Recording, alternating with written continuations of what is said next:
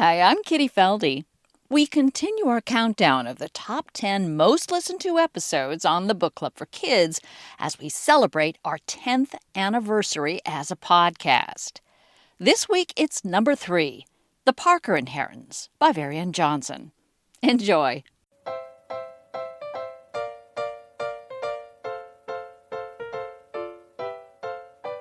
It's the book club for kids. The book club for kids. It's the book club for kids. It's the book club for kids podcast. Hi, I'm Kitty Felde. Do you love a mystery? Do you love playing detective, looking for clues on every page? I like puzzle books because it's like you gotta put the pieces together because like they're all scattered out in the book. That's one of our readers at Washington, D.C.'s AIM Academy. The book is The Parker Inheritance by Varian Johnson. The book is about a lot of things: segregation, bullying, and most of all, a family mystery. Your grandma somehow got it in her head that there was a buried treasure hidden somewhere in the city. That's our celebrity reader, actress Sheila Collins. Our writer, Varian Johnson, says he started with an outline but ran into trouble. The Parker Inheritance I really struggled with the ending of it for quite a while. And then one day it just kind of clicked. This is the Book Club for Kids, the podcast where kids talk about books. We'll tell you how you can be on the show a little later on, but first, let's meet our readers. Hi, my name is Mackenzie. Hi, my name is Destiny. Hi, my name is Jazeera. We are 5th and 7th graders of AIM Academy in Washington, D.C. The name of the book is The Parker Inheritance. So the start of The Parker Inheritance is about Candace's grandmother was the mayor, and she found out that there was a treasure somewhere in her neighborhood, and she wanted to uncover it, but everybody thought she was crazy and thought that the treasure wasn't there. So they fired her as mayor. She had to go out of town, and she left a letter for her granddaughter, Candace, so that she can uncover the clues around town to find the treasure. Then when she goes to Lambert, back where Candace's grandmother used to work and live, she meets a boy next door named Brandon who will help her. They uncover a lot of Lambert's secrets. It's like a wild adventure, but they get through it eventually. So how would you describe this book? I would describe this book as a trailblazer. When I read it, it's kind of like a presence of a graphic novel, like there's so much action and like mystery and everything like rolled into one. I think the book has a lot of twists in it, and it makes you more excited and wants you to keep reading more and more. And that's what makes books like The Parker Inheritance so interesting, because of how much tension and twists there are in the thrills in the book. I think it's like a mystery and a historical book at the same time, because it has the presence of bullying, it has the presence of racial discrimination, and I like the presence of the book because it gives kids like an overview of how it used to be back then. Who was your favorite character in the book? Hands down, Candace. Why? Like, she's really adventurous. She has like this little bike that she uses. It's really cute, and she's adventurous with Brandon. Like, she doesn't give up overall. She doesn't give up no matter what other people say. I don't really have a favorite character, but if I was able to choose two, it would be Candace and Brandon, because Brandon, he was one of the people that actually believed her about the treasure and wanted to help her. I think my favorite character was Candace because of how outgoing she was and how brave she was to keep going on even after like people would judge her because of her grandmother or how she was still a child. She's a good representation of what kids could do at a young age. And she likes to help people, and also she likes to stand up for what she believes in. Well, let's hear a scene from the book where Candace learns the family secret. Our celebrity reader is actress Sheila Collins. Her mother took a deep breath, then sat down at the table. Since we're going to be living here for a while, there's a few things you need to know about your grandmother. She motioned for Candace to sit as well.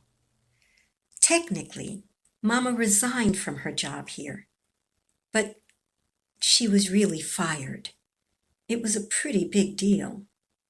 She could have gone to jail.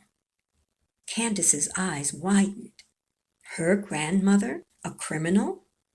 What did she do? She acted a fool, her mom muttered, almost to herself. Your grandma somehow got it in her head that there was a buried treasure hidden somewhere in the city. She talked to the mayor about it. He told her to drop it. It seemed like one big con job. But I guess she didn't let it go.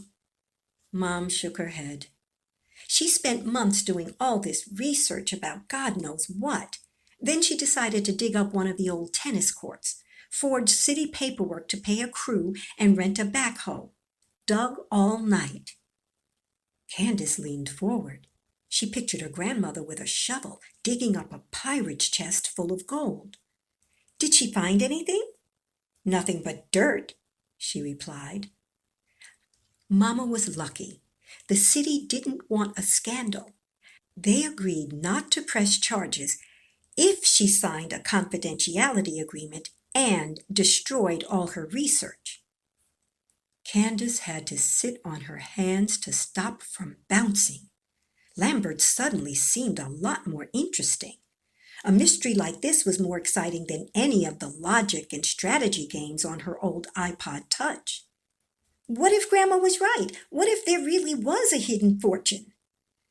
I can already see the gears turning in your head, her mother said. Let me stop you now. This isn't one of your computer games. There is no buried treasure. She crossed her arms. That was what, almost 10 years ago? If there really was a pile of money hidden around the city, I'm sure someone would have found it by now. But I don't think you understand. Your grandma was the first woman and the first African American to serve as city manager for Lambert.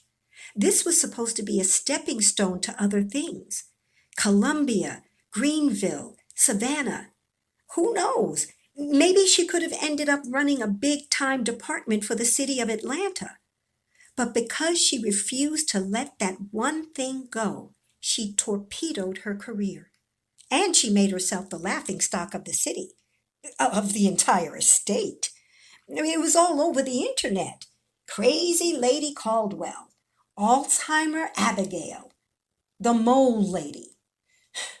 And of course, she never got another shot at being a city manager.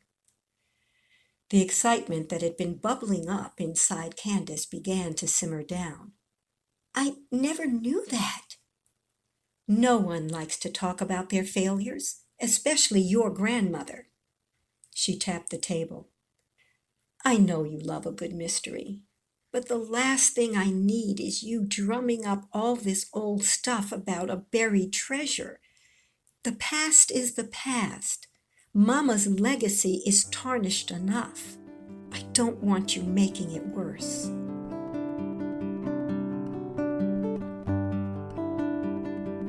Talk to me a little bit about the segregation issue. How much of this was news to you guys? How much of this was stuff you've either learned in school or experienced? We learn about segregation in social studies, and sometimes we watch documentaries or we watch movies based on things that happen in real life, and you can see how if a black man went to a white-only restaurant, they would have served him just because he was black. And segregation was bad because I think that nobody should be separated just because of one simple thing that separates them, and differences should keep people apart from being equal. Well, there's this concept they had of separate but equal in those days. That was a way they kept people, they could enforce segregation. But when you look around at even the neighborhoods of Washington, D.C., people seem to segregate anyway. Like even at my own house, I don't see a single white person. It's only like black. And I would like to meet some other kids of like different backgrounds than just my own. Whites don't come to Southeast because it's all black, but it's the same with us, where black people don't really come to Northeast unless they really have to, because it's a lot of white people there.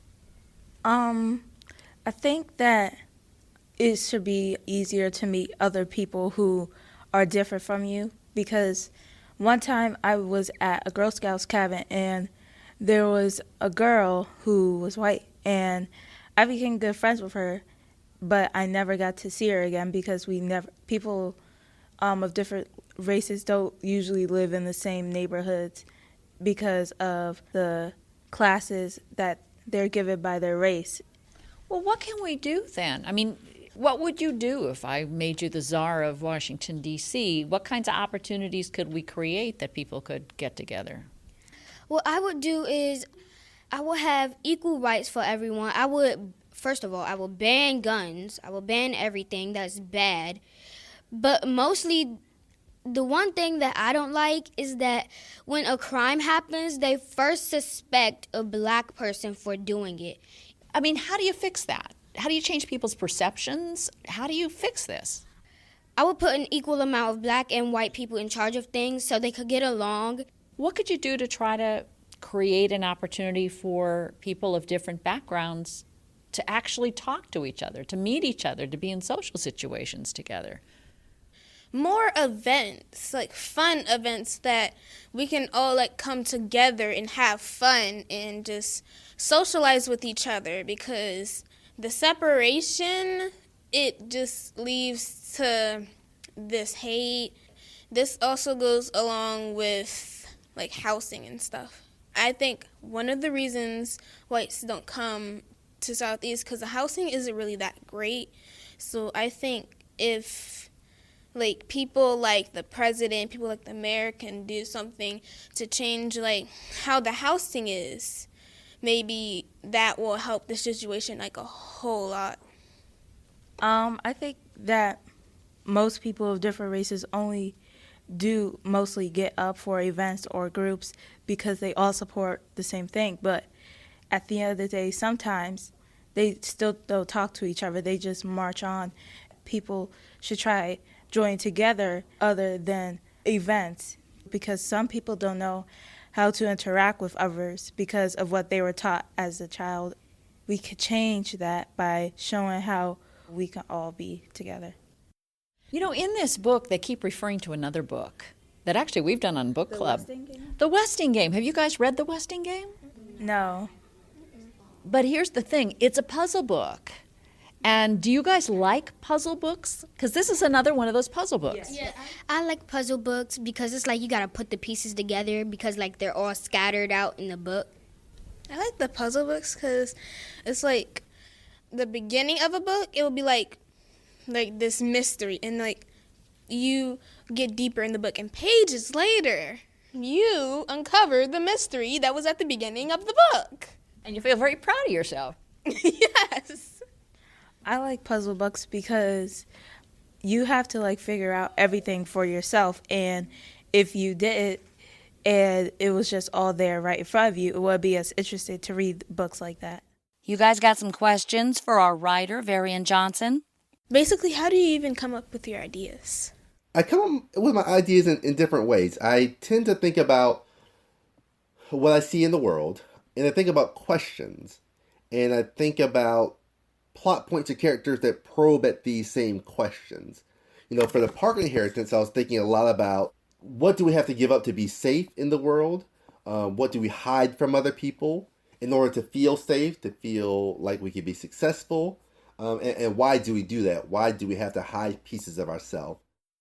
How do you come up with ideas throughout the book of how to hook a reader? That is almost an impossible question to answer. I think different readers gravitate to different things in books. But as far as hooking a reader, I think that depends on so many different things. I think some readers love a sense of setting and place, you know, setting up this world before you dive into it. Some readers want to start right off with a character.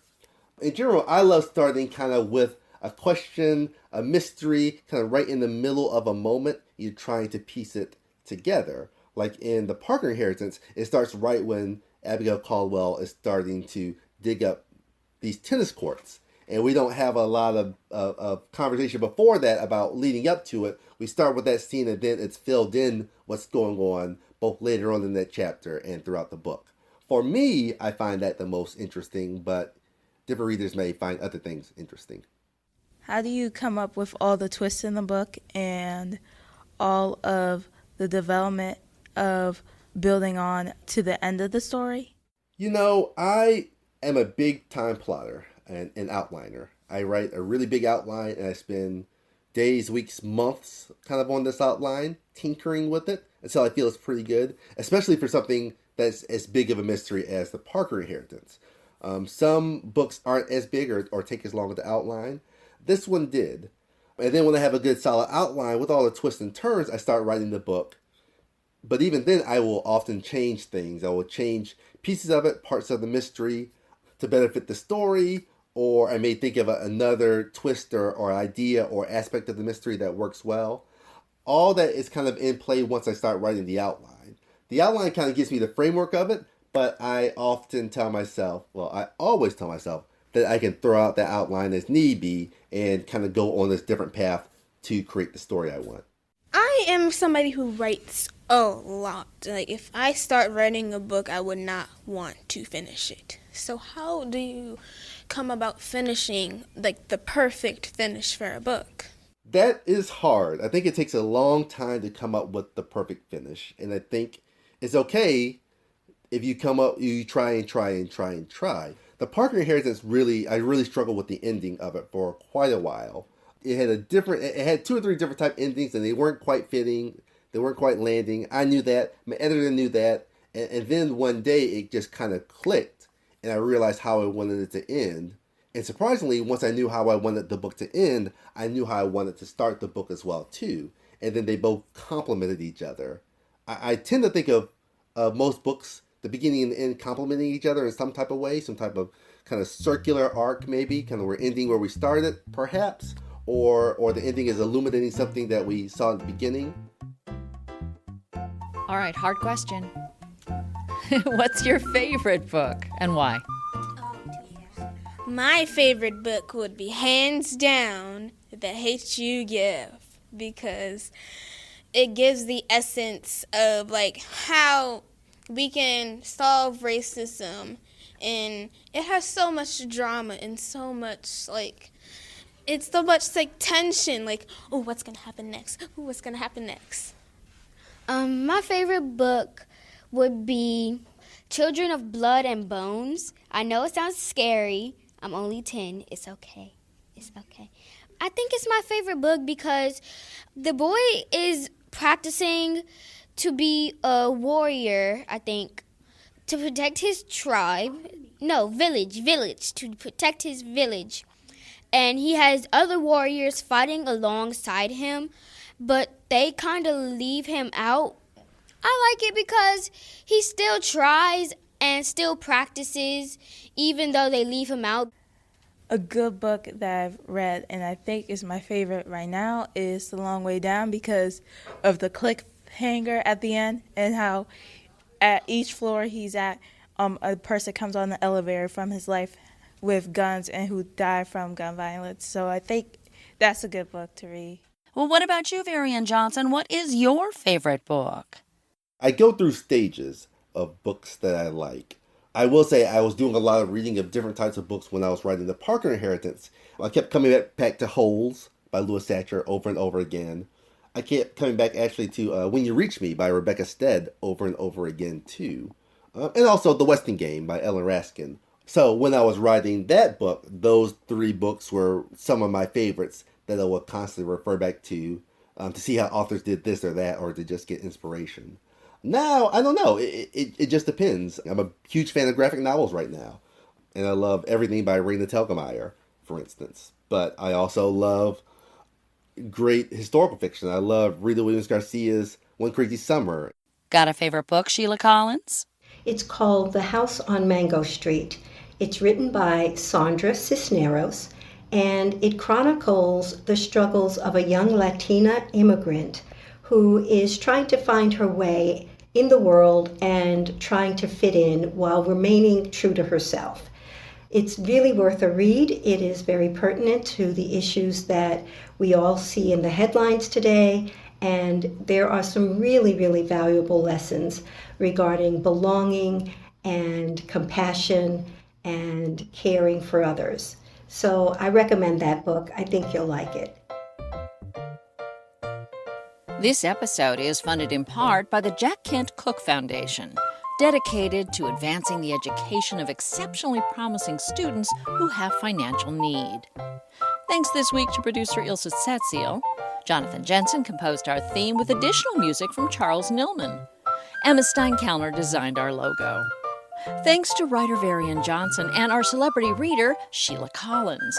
And thanks as well to our readers this week, Mackenzie, Destiny, and Jasira, and their teacher at AIM Elementary, Ashley Rose. We have a free newsletter for teachers, parents, and librarians full of free tips about how to turn kids into lifelong readers. You can sign up at our website, bookclubforkids.org.